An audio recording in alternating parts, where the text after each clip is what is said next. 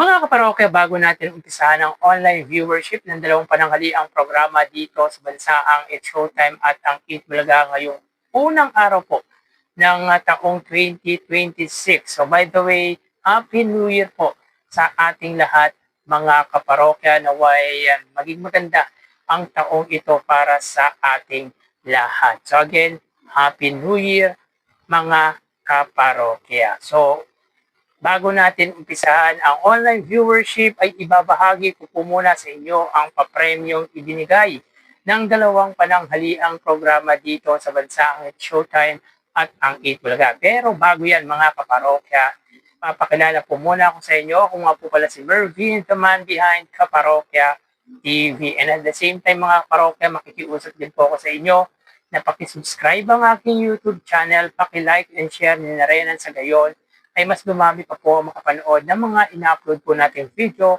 araw-araw. Maraming salamat at sobrang na-appreciate ko po kayo mga kaparokya. So diretso na po tayo sa ating topic.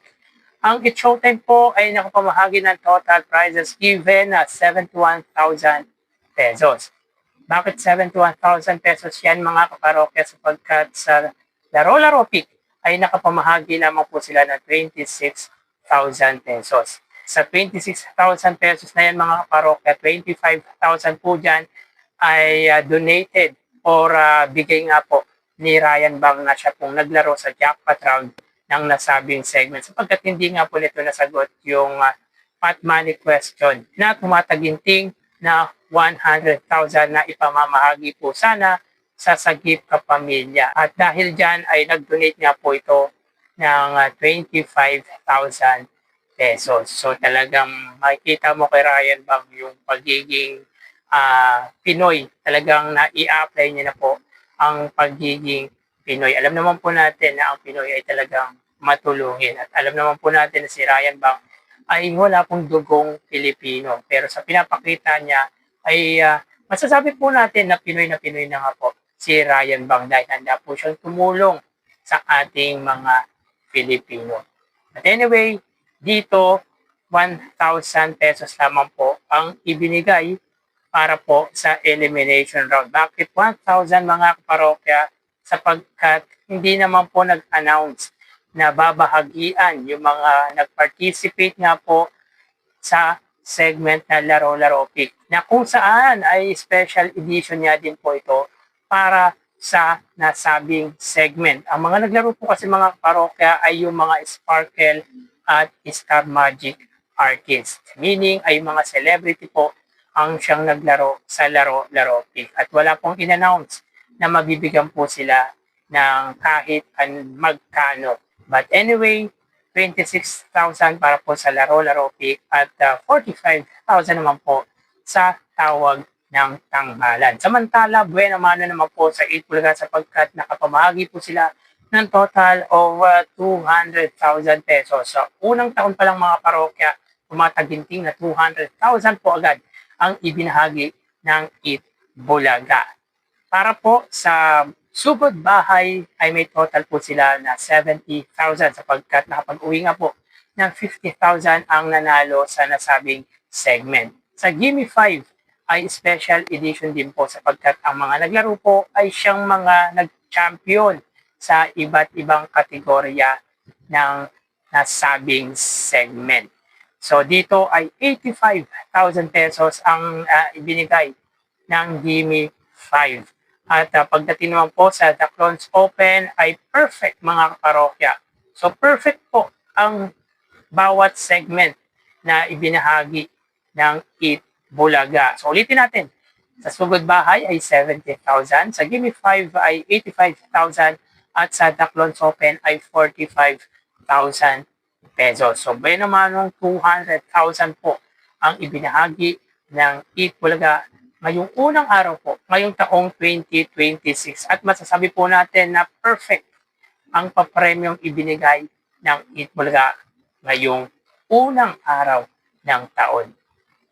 Sa It's Showtime ay 71,000, sa Eat Bulaga ay 200,000 pesos. So tara, ating alamin ang online viewership ng dalawang bigating noontime shows Para sa Itbulaga under TVJ Facebook page na may 3.8 million followers at sa It's Showtime na may 19 million followers. So mga kaparokya, bago natin umpisahan, ay binabati ko po kayo ng Happy New Year. So ito po ang unang araw ng panibagong taon 2026. Kamusta po ang inyong bagong taon kagabi, mga kaparokya? Kamusta ang celebration ninyo ng bagong taon? But anyway, umpisa na po natin sa oras na 1:25 p.m. para po si Showtime under sa kanilang Facebook page na may kasalukuyang 19 million. Sila po ay may segment na Laro-Laro Pick, samantalang ang Itbulaga naman po ay may segment na Gimme 5. So dito may kita po natin na ang Showtime po ay may 899 viewers or 904 viewers, samantalang ang Itbulaga ay may 1,800 viewers. So again, sa oras na 1:26 p.m. ang Showtime po ay may 892 viewers at ang Itbulaga naman po ay may 1,900 live viewers. So dito may kita po natin na more than 1,000k or 1,000 viewers ang inilamang ng Itbulaga sa It Showtime when it comes sa kanilang Facebook Live.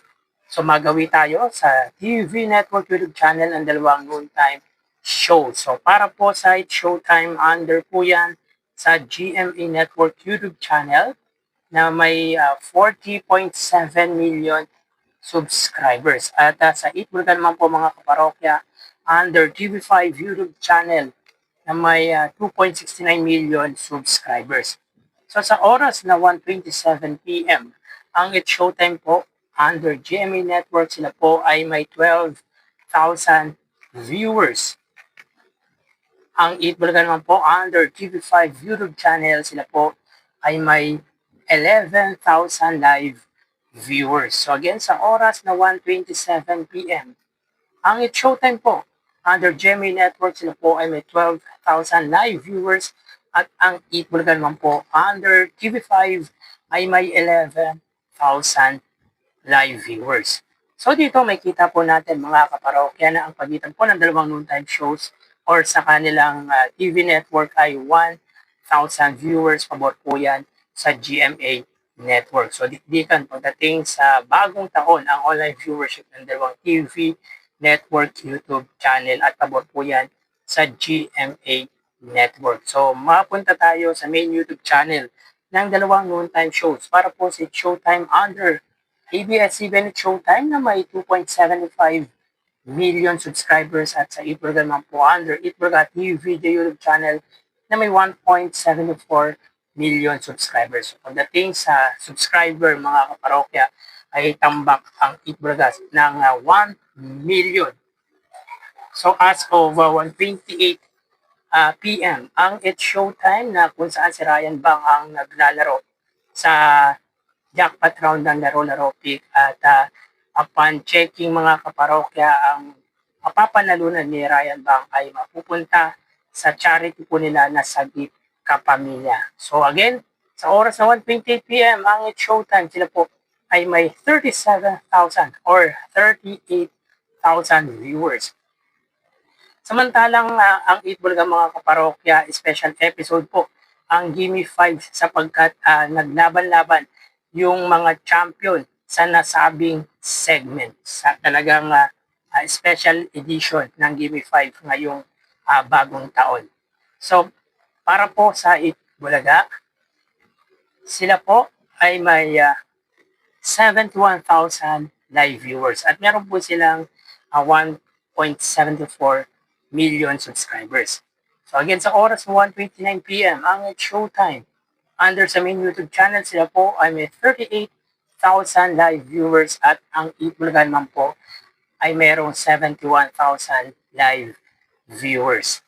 So bali ang total na nakuha ng dalawang pananghaliang programa ay para po sa Showtime, sila po ay may total na 51,000 at para naman po sa Itbulaga ay 85,000 views. So sa Facebook Live, we consider na 1,000 views para po sa Showtime, 2,000 views naman po sa Itbulaga sapagkat umabot po sila ng 1,900 live viewers.